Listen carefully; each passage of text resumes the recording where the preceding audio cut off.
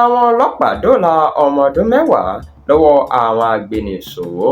Iléeṣẹ́ ọlọ́pàá ìpínlẹ̀ Ondo ní ọwọ́ wọn ti tẹ èèyàn méjì lórí ẹ̀sùn pé wọ́n lọ́wọ́ nínú ṣíṣe oògùn owó. Nínú àtẹ̀jáde tí wọ́n fi síta ni wọ́n ti ṣàfihàn àwọn méjèèjì tí orúkọ wọn ń jẹ́ Maria àti Adéwálé. Wọ́n ní ọwọ́ tẹ àwọn afurasí ọ̀hún nílẹ̀ Olújì níjọba ìbílẹ̀ Ilé Olújì Òkè-Igbó nípínlẹ̀ Ondo lọ́jọ́ 17 oṣù kejìlá ọdún 2025.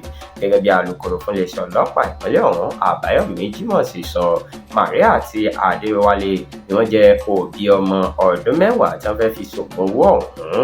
Àbáyọ̀mí ṣàlàyé pé wọ́n ti mú ọmọ náà lọ sí ilé ìwòsàn fún ìtọ́jú tí ìwádìí sì ti bẹ̀rẹ̀ ní pẹrẹwu báyìí.